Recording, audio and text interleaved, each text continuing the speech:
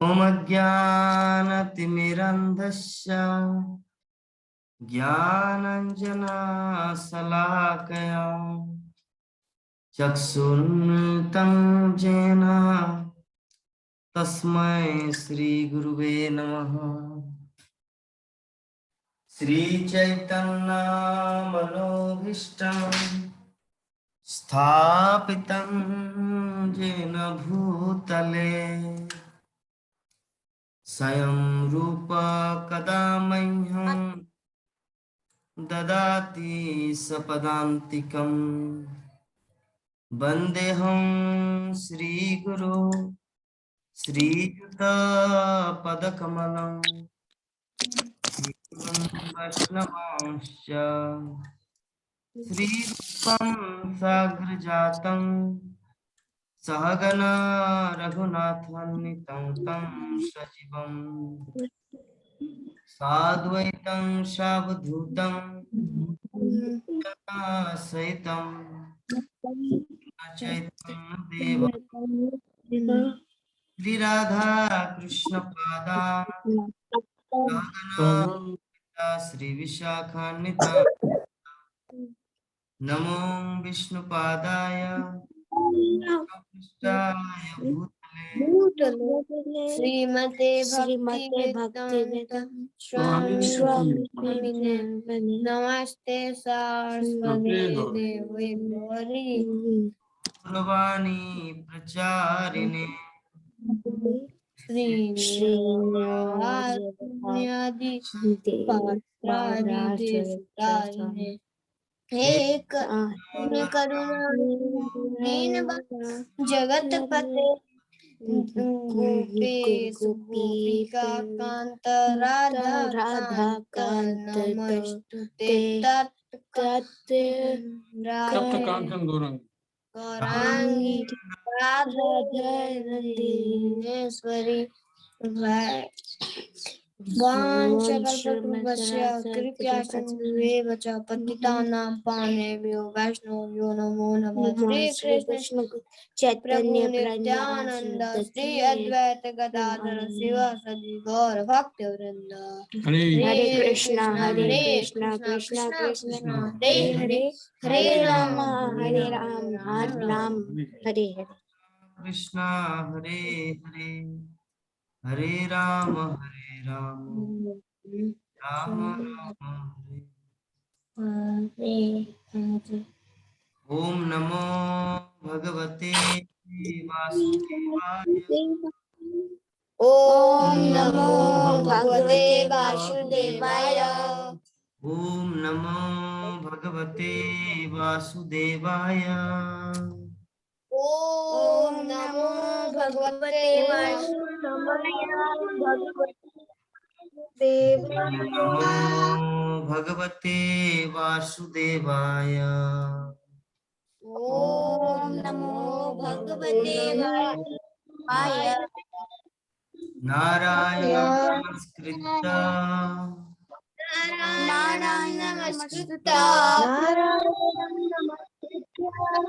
नरं चैव नरोत्तमं देवीं सरस्वतीं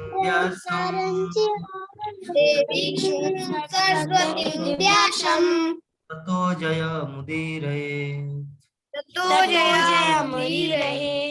नष्टप्रायेषु अभद्रेषु नित्यं भागवत सेवया भगवती उत्तम श्लोके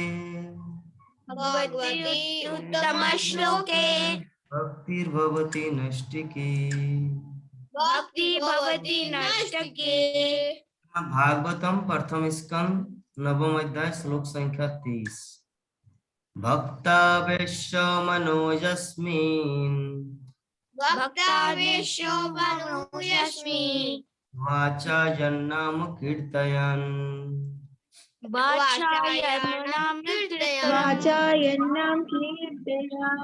भजन कलेवरं जोगी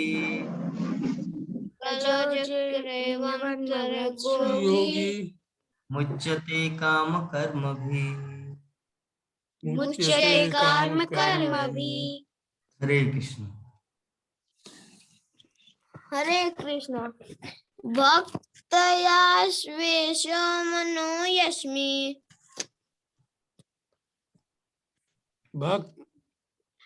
भक्त्यावेश्य मनो यस्मिन् वाचायामत्कृत्य वाचायन्नाम कीर्तयन् वाचायन्नाम कीर्तयन् योगी कलेवरं योगी रजत कलेवरं मुझे योगी काम कर भी कर्म मुच्यते भी काम कर्म भी। उच्यते काम कर्म भी। हे कृष्ण प्रभु। भक्त्यावेश्य मनो यस्मिन् भक्तया वेश मनो यस्मिन् यस्मिन् मनो वाचायन्नाम यस्मिन् यस्मिन् वाचायामत्कृत्य तज्जन कलेवरं योगी अच्युतं क्लेवर योगी मुच्यते काम कर्म भी। मुच्यते कर्म कर्म भी। हरे कृष्ण आप पढ़िए, आप पढ़िए। नहीं पढ़ पाए।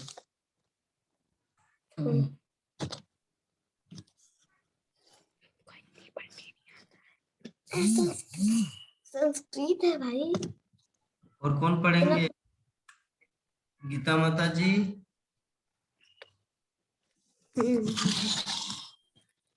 भक्तया वेश मनो यस्मि वाचायामत्कृत्य तच्चं कलेवरं योगी मनो यस्मिन् काम कर्म भी।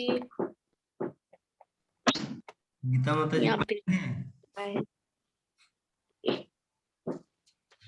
हरे कृष्णा। हरे कृष्णा।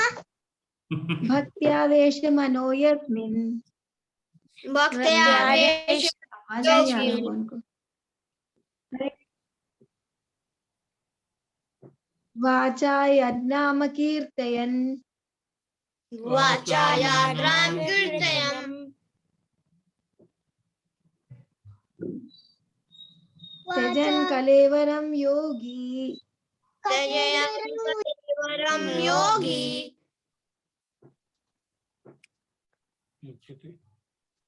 मुच्यते काम कर्म भी। मुच्यते कर्म कर्म भी। हरे गोपाल कृष्ण। गोपाल को पढ़ने क्यों नहीं दे रहे माता जी? नाती गोपाल वो तो कितना शहद की तरह बोलते हैं, कितना मिश्री की तरह उनका स्वीट है लैंग्वेज। उनको बोलने के अरे लिए वो गलत गलत बोल रहा है इसलिए मैं उसको ऑफ कर रही हूँ मेरे पास। ओए क्या नाम है? नाम भूल गया मैं। गलती से ही होगा फिर। गलती से ना सीखता है भाई।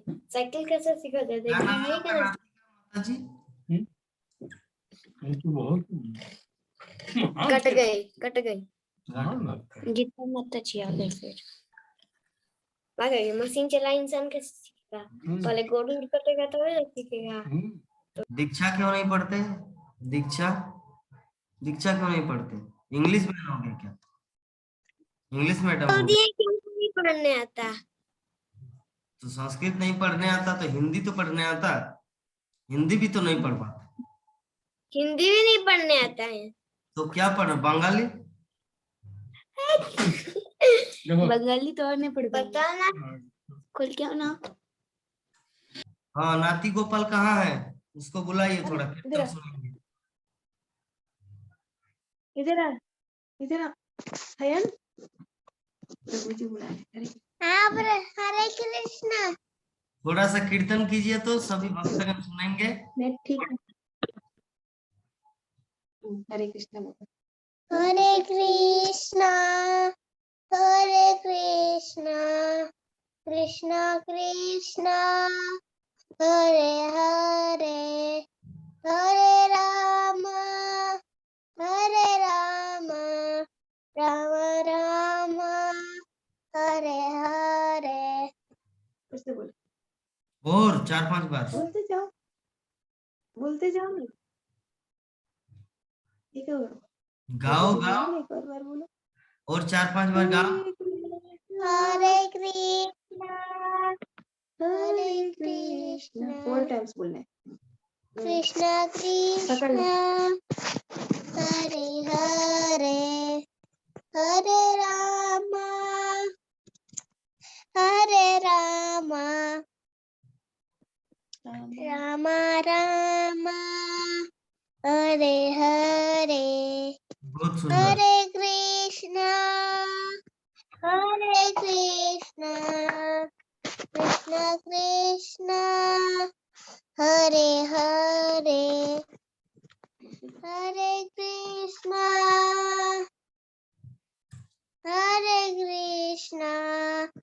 कृष्णा कृष्णा हरे हरे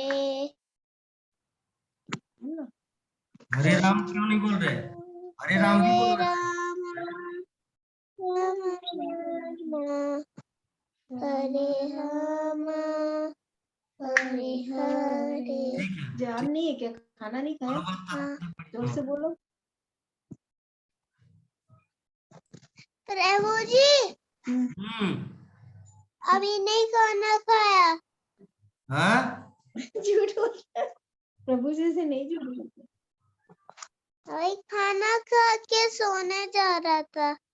ठीक है, जाओ कंबल ओढ़ के सो जाओ।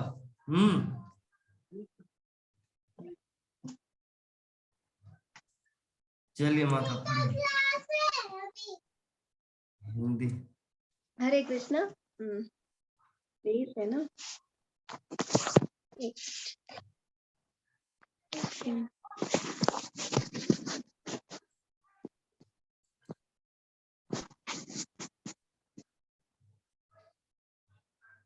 सभी वैष्णव को दंडवत प्रणाम।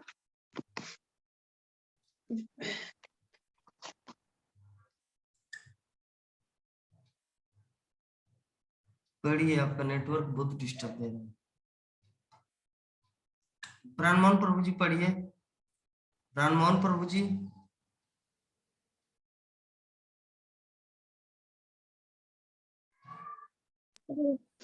हरे कृष्णा। हरे कृष्णा। हाँ, हरे कृष्णा।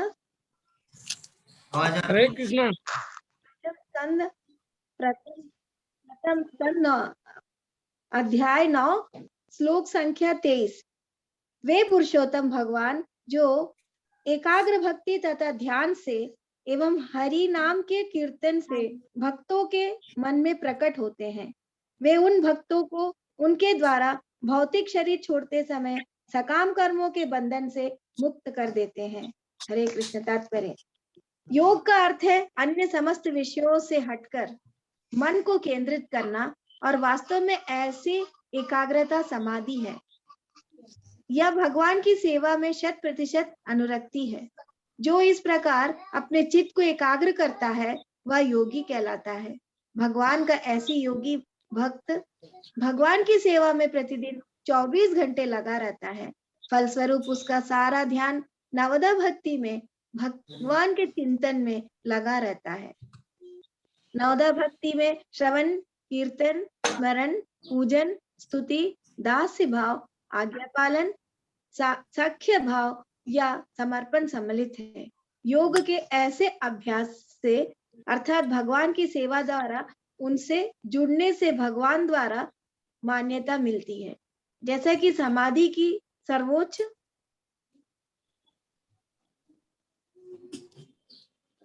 ऊपर स्क्रीन सर्वोच्च स्थिति का वर्णन करते हुए भगवत गीता में स्वयं भगवान व्याख्या करते हैं। समाधि की सर्वोच्च स्थिति का वर्णन करते हुए श्रीमद् भगवत गीता में स्वयं श्री भगवान व्याख्या करते हैं। श्री भगवान ऐसे विरले भक्तों को योगियों में श्रेष्ठ बतलाते हैं। भगवत कृपा से ऐसा पूर्ण योगी अपना मन पूर्ण चेतना से श्री भगवान की एकाग्र करता है, भगवान में एकाग्र करता है और इस प्रकार शरीर त्यागने के पूर्व उनके नाम का कीर्तन करने से वह श्री भगवान की अंतरंगी शक्ति द्वारा तुरंत ऐसे लोक को भेज दिया जाता है जहाँ भौतिक जीवन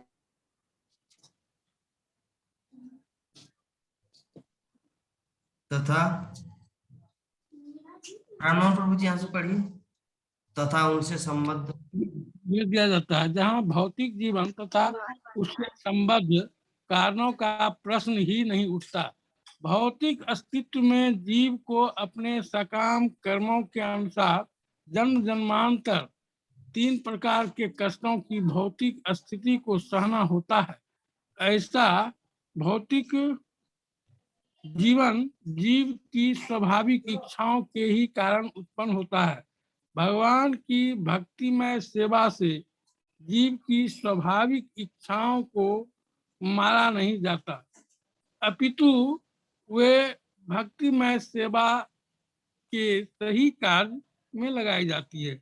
इससे इच्छाओं के वैकुंठ में अंतरित होने की योग्यता आ जाती है। यहाँ पर सेनापति भीष्मदेव यहाँ पर विशेष प्रकार के योग का उल्लेख कर रहे हैं जिसे भक्ति योग कहते हैं, और वे भाग्यशाली थे कि भौतिक शरीर को त्यागने के पूर्व अपने समक्ष साक्षात भगवान को उपस्थित देख रहे थे। अतएव अगले श्लोकों में उन्होंने इच्छा व्यक्त की है कि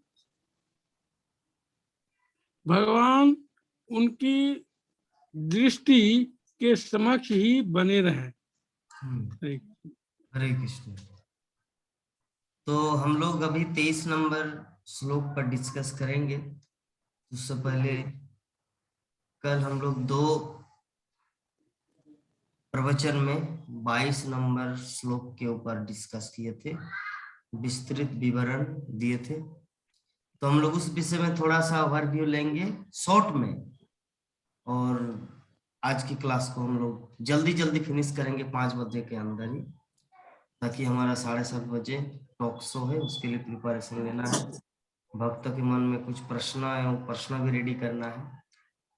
तो ओवरव्यू कौन देंगे? प्राणमोहन प्रभु जी थोड़ा बताएं कि कृपा करें, क्या क्या याद है कल की क्लास का। हाँ प्रभु जी। सेनापति भीष्म जो है मृत्यु सज्जा पर लेटे हुए हैं और सभी लोग पहुंचे हुए हैं। भगवान कृष्ण भी सामने खड़े हैं और बताते हैं कि भगवान जो है समदर्शी है और संभाव है, इसलिए ही वे हमारे समक्ष खड़े हैं। क्योंकि यदि ऐसा नहीं होते तो वे यहाँ पर उपस्थित नहीं होते। क्योंकि मैंने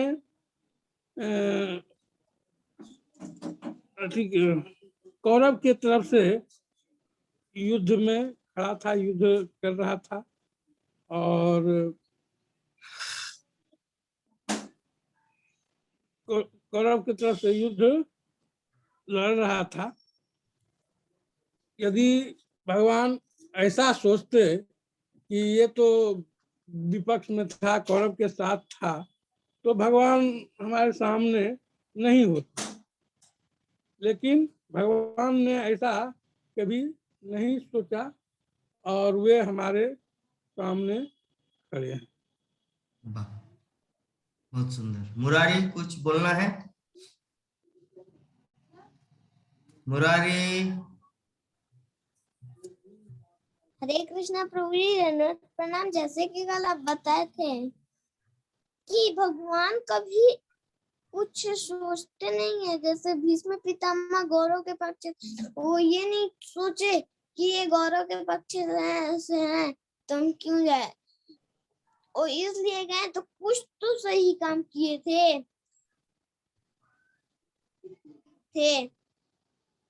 एक प्रभु जी थे जो जब शिला प्रभुपाद प्राण त्यागे थे तो आप बोले थे कि जब उनकी पत्नी प्राण त्यागी थी तो बोली थी कि शिला प्रभुपाद आ गए और उसी से आप वो प्राण त्यागी थी।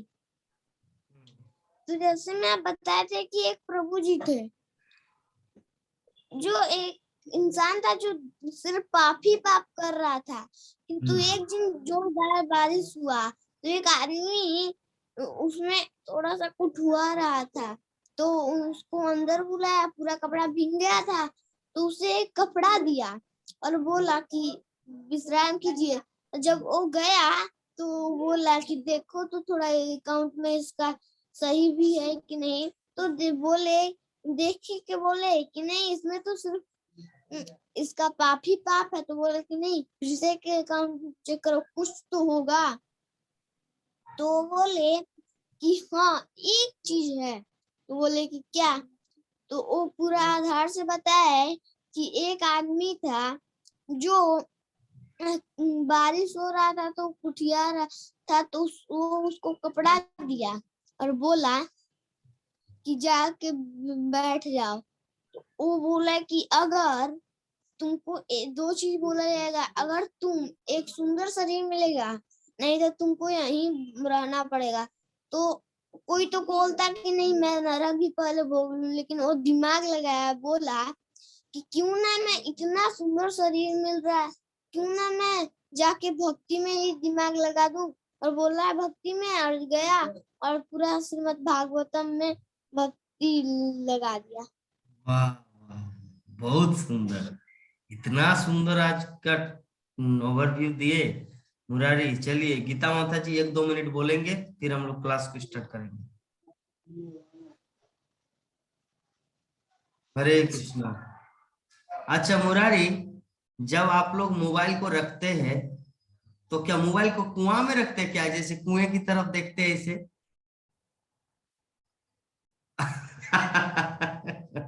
जैसे सबका अलग अलग स्टाइल है।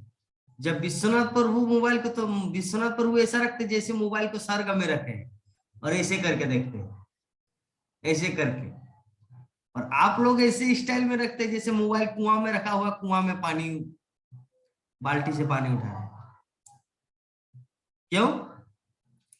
वहां पे कोई टेबल नहीं है, ईंट देना, ईंट 4-5 ईंट देना, ईंट के ऊपर मोबाइल को रखना, अगर इतना गरीब स्थिति हो गया है तो। 3 इंजीनियर का बाप है प्राण मोहन प्रभु जी, 2 इंजीनियर, एक डॉक्टर, अरबपति है, लेकिन अगर फिर भी अगर कम हो तो ईंट लाना है और ईंट देके उसको लेवल में लाना है। ठीक है, एकमात्र सही मोबाइल रख पाता है हमारे गीता माता जी जब लैपटॉप में बैठते हैं, और विवाह माता जी जब ऑफिस में रहते हैं, तब लेवल होता है मोबाइल, अन्यथा सब टेढ़ा मेढ़ा करके रखते हैं। लक्ष्मी भी कभी कभी क्लास देती तो माथा ऐसे पार हो जाता है, कभी एकदम छोटी दिखती है। एकमात्र मैं ही हूं जो उसका परिमाप जानता हूं, कहाँ पे स्पेस रखना है, कहाँ पर ये रखना है। तो गीता माता जी कभी कभी करते हैं, जब वो लैपटॉप के सामने बैठे, मोबाइल में नहीं कर पाते वो भी। और विवाह माता जी जब ऑफिस में रहते तब लेवल में आता, तो बाकी सब टेढ़ा मेढ़ा करते। विश्वनाथ प्रभु जैसे सूर्य के हो जलदान कर रहे, इस तरह ताकते रहता है। और ये मुरारी और प्राण मोहन प्रभु जी जैसे कुआं में पानी उठा रहे, कुएं की तरफ दिख लेवल में। चलिए गीता माता जी गमछा लेके कहाँ जा रहे रे बाबू? गंगा स्नान?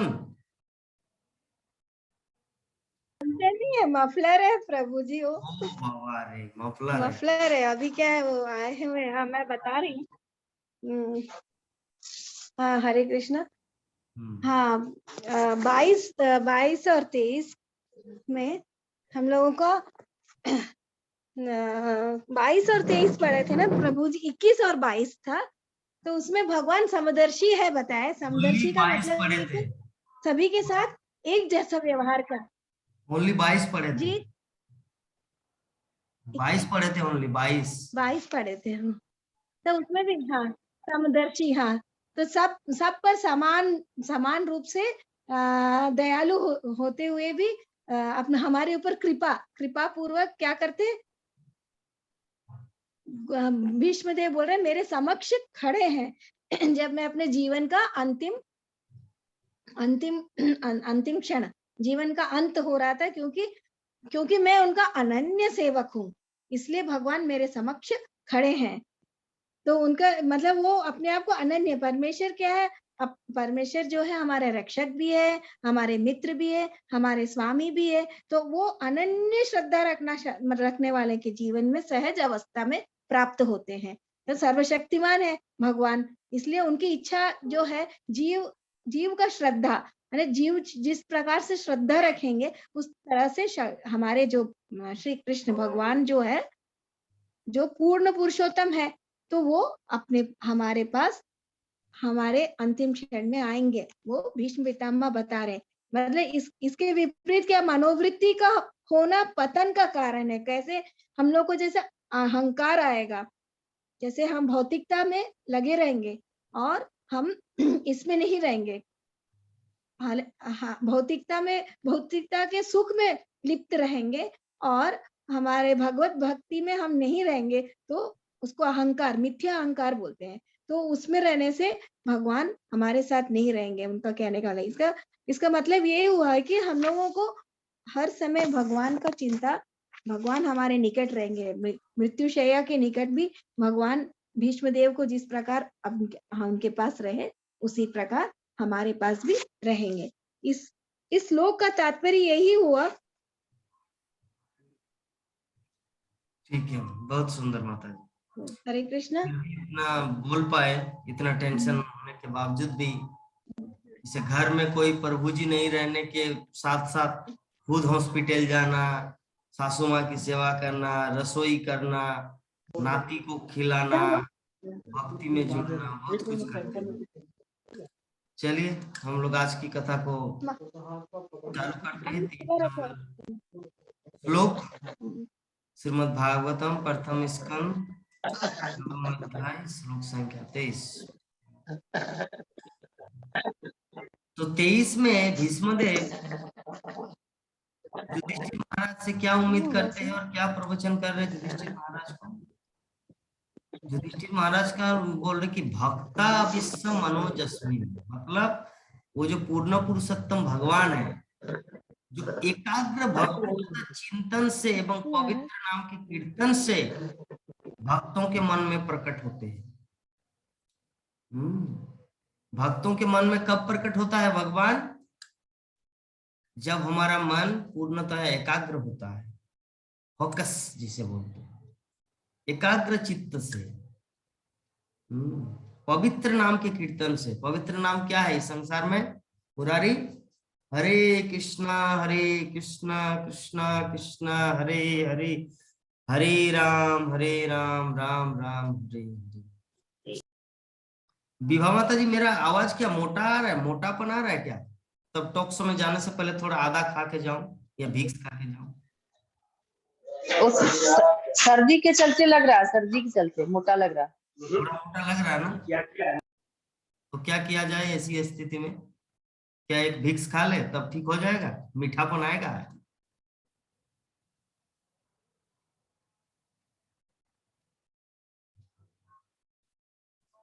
आज एकादशी का दिन है, आज भिक्स विक्स कुछ नहीं चलेगा।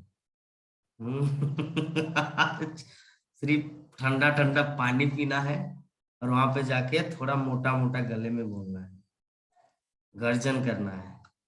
तो चलिए, तो युधिष्ठिर महाराज को समझा रहे कि करके स्टेप बाय स्टेप बोल रहे कि ये भगवान को कैसे प्राप्त किया जा सकता है, हमारे मन में भगवान कैसे प्रकट होगा?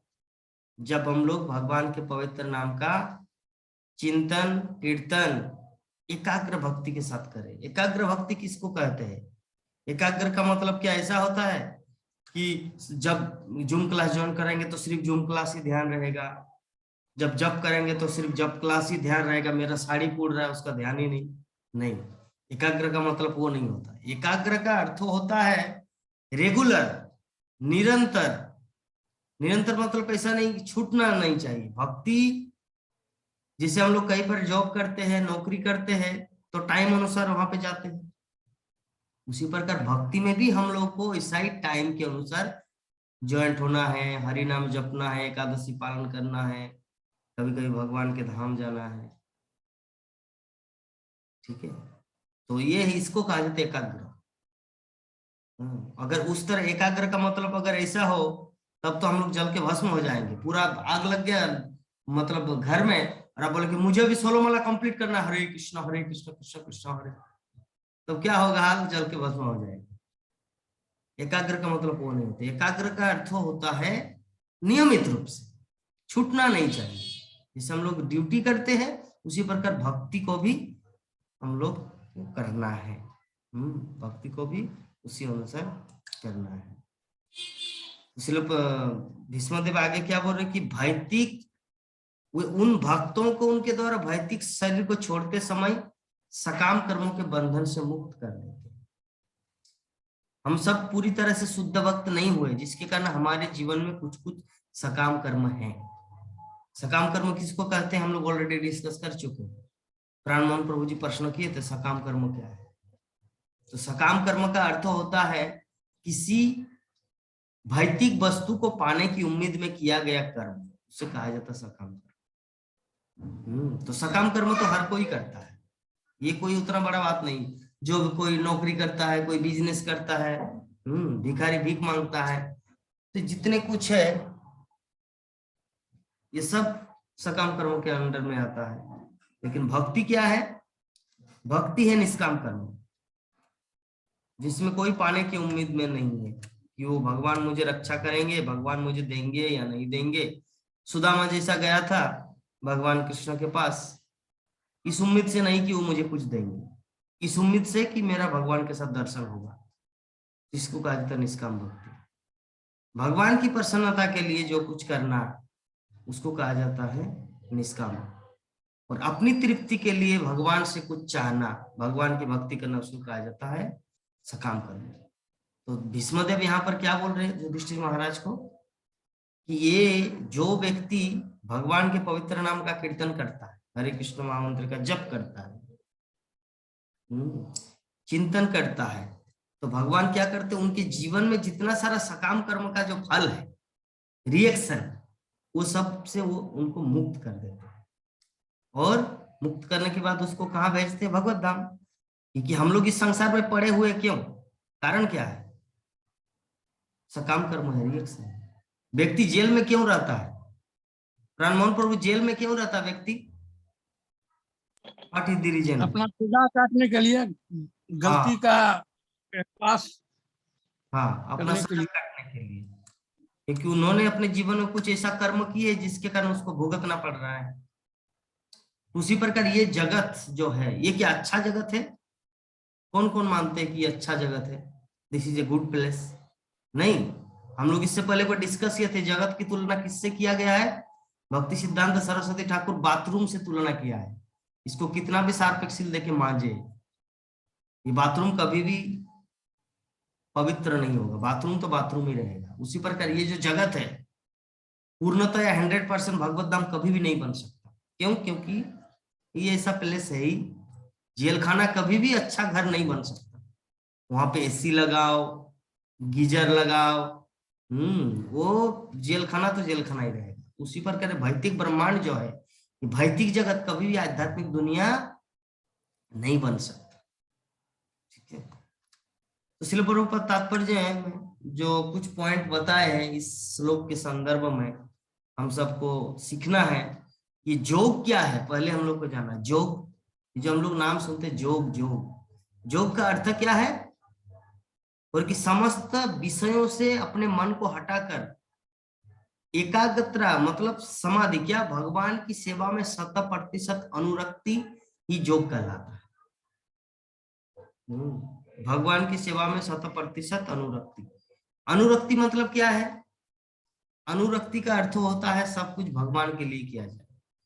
मैं कुछ काम कर रहा हूं, उसका भी उद्देश्य कृष्ण सेवा है। अगर ज्यादा कुछ पैसा मिले तो भगवान के भक्तों को कुछ डोनेशन दे दे, तो ये भी एक 100% इस श्रेणी में आते हैं। तो ये जो एकाग्रता, समाधि, और जब किसी का मन भटकता तो अरे क्या काम धंधा छोड़ो, ये सब जाके सिर्फ हरि नाम करो, क्या काम धंधा ये सब छोड़ो, कुछ नहीं करना, जॉब मॉब नौकरी वगैरह कुछ नहीं करना।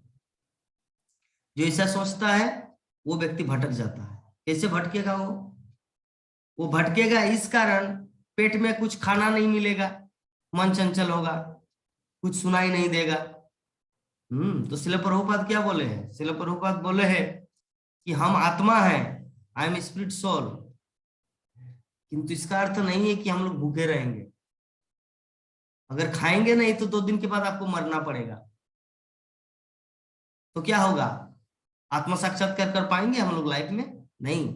आत्म साक्षात्कार करने के लिए ये कुछ विधि है, हरिनाम कीर्तन, श्रीमद् भागवत श्रवण, ये ग्रेजुअली प्रोसेस से 50 साल 60 साल 70 साल के बाद वो अनुभव आएगा, तब हम लोग आत्म साक्षात्कार कर पाएंगे।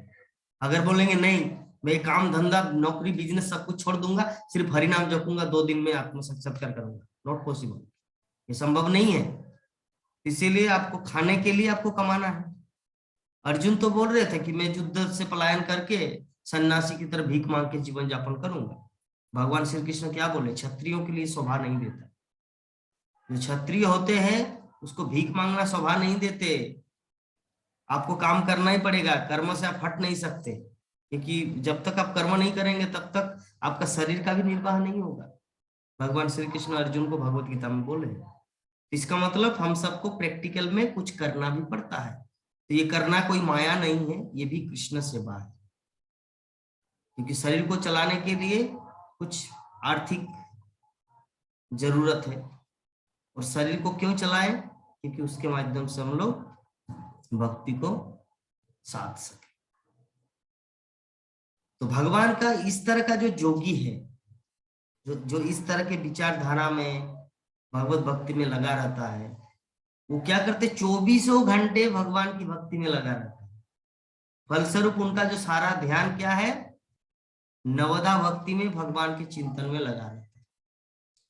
नवदा भक्ति अब आजकल तो ऐसा हो गया, नवदा भक्ति नाम सुनने से ही मुझे लक्ष्मी का सेमिनार याद आता है। पहले ऐसा नहीं आता था। पहले नवदा भक्ति मतलब हाँ श्रवण कीर्तन स्मरण पाद सेवन आता था, लेकिन आजकल नवदा भक्ति सुनने से ही उनका सेमिनार याद आता है। इसका मतलब इतना फेमस हो चुका है वो नवदा भक्ति का सेमिनार, इतना फेमस हो चुका है। मायापुर के व्यक्ति विशेष हर भक्त वो सेमिनार को सुने। नवदा भक्ति 9 दिन का सेमिनार 9 आचार्यों के साथ। तो जो नवदा भक्ति हम लोग जानते हैं कि नवदा भक्ति के अंतर्गत ही हर कोई व्यक्ति भक्ति करता है। जैसे अभी आप लोग यहाँ पे क्लास में बैठे हुए, ये कौन सा भक्ति हो रहा है? प्राणमोहन प्रभु, कौन सा भक्ति हो रहा है?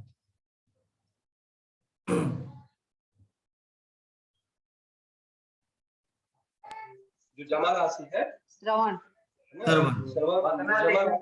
श्रवण। और मैं जो आप लोगों को जो सुना रहा हूं इसको कहते हैं कीर्तन। और उसके बाद जैसे 5 बजे हमारा क्लास खत्म हो जाएगा तो हम लोग जो भगवान का चिंतन करेंगे तो वो कौन सा भक्ति होगा? वो है स्मरणम। ठीक है। उसके बाद जिसका जो विग्रह है, कोई लड्डू गोपाल की सेवा करते हैं, कोई राधा माधव की सेवा करते हैं, क्या है? पाद सेवनम, शरणम श्रवणम कीर्तनम विष्णु स्मरणम पाद सेवनम, अर्चनम वंदनम मतलब वंदना करना, भगवान से हम लोग प्रार्थना करते हैं, वंदनम दास्यम, दास की भांति हम लोग तो हर समय ऐसा नहीं कि हम मालिक है, कृष्णा तू मेरा नौकर है मैं तुम्हारा मालिक हूँ, ऐसा क्या फील करते हैं? नहीं, हम लोग दास फील करते हैं ऑलवेज। इसका मतलब दास्यम भी है। सखम, भगवान कृष्ण मित्र की भांति हमारे साथ इतना दिन तक मुझे खिलाए पिलाए, इतना बड़ा किए, ऐसा कोई दिन नहीं हुआ कि मुझे भूखा रखे। चाहे गरीब फैमिली के साथ रहे या धनी फैमिली, पहले तो गरीब था अभी धनी हुआ, या पहले धनी था अभी गरीब हुआ, लेकिन हर परिस्थिति में कृष्ण हमारे साथ रहे, तो मित्र की भांति है। सक्षम और आत्मनिवेदनम, सार क्या है भक्ति का? कि अपने आप को पूर्णतया डेडिकेट कर देना। नवदा भक्ति का, नवदा भक्ति का सार है पूर्णतया 100% भगवान की सेवा में, भगवान के श्री चरणों में अपने आप को समर्पण करना ही नवदा भक्ति का है। ठीक है। तो ये तो योग के जो जितने सारे अभ्यास है, अर्थात भगवान की सेवा द्वारा जुड़ने से भगवान द्वारा मान्यता मिलती है, जैसा कि समाधि की सर्वोच्च स्थिति का वर्णन करते हुए भगवत गीता में स्वयं भगवान व्याख्या करते हैं। इसलिए प्रभुपाद तात्पर्य में पूरा चीज हम सबको बताए। भीष्मदेव युधिष्ठिर महाराज को बोल रहे हो, इसलिए प्रभुपाद हम सबको बताए। जो भगवत कृपा है, भगवत कृपा से ऐसा पूर्ण जोगी अपना मन पूर्ण चेतना में भगवान में एकाग्र करता है, और इस प्रकार शरीर त्यागने के पूर्व उनके नाम का कीर्तन करने से वो भगवान की अंतरंगा शक्ति द्वारा तुरंत ऐसे लोग को भेज दिया जाता है जहां भौतिक जीवन तथा उनसे संबद्ध कारणों का प्रश्न ही नहीं उठता। 2 मिनट समय है हमारे पास, बस ठीक है, थोड़ा और जुड़ जाएंगे, कोई बात नहीं, क्योंकि हम भक्तों को थोड़ा रेस्ट देना चाह रहे हैं, क्योंकि फिर 7:30 बजे जुड़ना है लाइव में, 7:30 से 9 बजे तक, 9:15 तक हो जाता है। स्विच नहीं किए, कर हाँ ठीक है, ठीक है। अगर किसी को नींद आता है तो 5 बजे के बाद थोड़ा सो जाना है। राममोहन प्रभु, मुरारी प्रभु, बाकी विभा माता जी का तो कोई प्रश्न ही नहीं उठता, ठीक है, क्योंकि 7:30 बजे से पूरा तल्लीनता के साथ पूरा वॉच करना है, एक एक क्वेश्चन का आंसर, एक एक क्वेश्चन का आंसर। तो इस प्रकार हमारा ये जो श्लोक है, भगवान को प्राप्त करने के लिए कौन सा पंथा है, ये नवदा भक्ति। नवदा भक्ति के द्वारा हम लोग भगवान को प्राप्त कर सकते हैं, और नवदा भक्ति की शिक्षा यहाँ पर भीष्मदेव युधिष्ठिर महाराज को बोल रहे हैं। तो हम लोग और एक श्लोक का पाठ करेंगे, चलिए, फिर 20 मिनट में हो जाएगा एक श्लोक का पाठ।